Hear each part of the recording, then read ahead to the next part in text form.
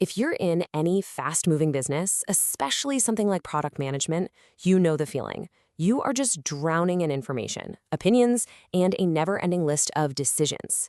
It can feel like total chaos, right? So how do you cut through all that noise? That really is the big question. How do you take all that complexity and just untangle it into a clear, simple path forward? Well, that's exactly what we're going to tackle today. We're going to build a mental toolbox with 5 incredibly powerful frameworks designed to do just that.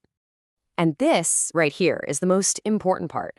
This is not about memorizing a bunch of acronyms for a pop quiz.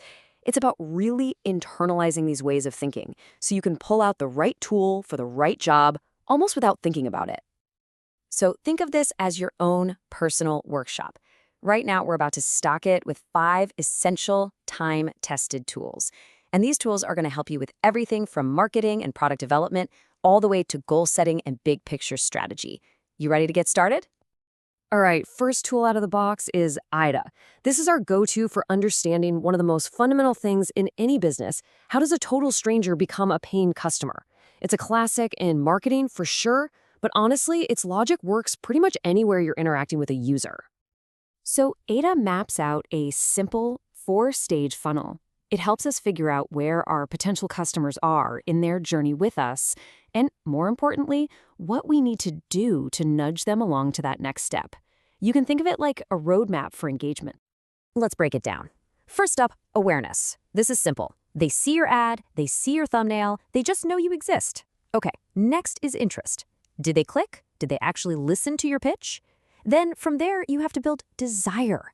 Think about how Apple does this. They create this incredible desire for their products long before you can even buy them. And finally, you get to action. They click buy, they sign up for the newsletter, whatever that key thing is you need them to do. Okay, so we've got a handle on our customers. Now we need to get our own house in order. And that brings us to 2 real powerhouse frameworks for building things and managing teams. RICE, which helps us decide what to do, and ROSI, which helps us decide who does it. Just picture this. You've got a backlog with like 20 amazing ideas. Where on earth do you even start? Well, RICE gives you a simple, data-driven way to score and rank all those ideas so you can focus your team's energy where it's actually going to have the biggest impact. So here's how it breaks down. Reach is just how many people this will affect. Impact is how much value they'll get. You could measure that in dollars or satisfaction, whatever works. Confidence is your gut check, a percentage, basically how sure you are about your other estimates. And finally, effort is the cost, how much time it's going to take. And remember, you're not looking for perfect numbers here. The whole point is just to compare ideas against each other. And you can even tweak the formula. Some teams will subtract the effort, others divide by it. The most important thing is just having a consistent way to look at your options, one that gives you a clear, defensible reason to start with one thing over another. Next up, let's talk RACI. This is your secret weapon against the too many cooks in the kitchen problem. Especially in big companies, progress can just grind to a halt because nobody is really sure who gets to make the final call. RACI just cuts right through all that confusion. And it's just so beautifully simple. The people who are responsible, they're the doers. Accountable, that's the one person who ultimately owns the success or failure of the project. Consulted are the experts you need to get input from, like your legal team. And informed, well, they're the people who just need a status update. And crucially, they don't get a vote. With a simple chart like this one, anybody on the team can see, just at a glance, exactly what their role is for every single task. It defines who's in which lane, it speeds up approvals, and it just lets everyone get back to actually doing the work. All right, our next tool is probably one you've heard of before, but hey, it's a classic for a reason. SMART is the framework for taking those kind of fuzzy ambitions we all have and turning them into real actionable goals. What this is really all about is getting rid of that wishy-washy language. So instead of saying something like, let's improve customer satisfaction, SMART forces you to define exactly what that means and how you'll know when you've actually done it. So let's see how this works. Your goal has to be specific, not vague. It needs to be measurable, so you know when you've crossed the finish line. It should be attainable. You want to stretch, but it can't be impossible. It absolutely must be relevant to the bigger picture. And finally, it has to be time-bound, with a hard deadline to create some urgency.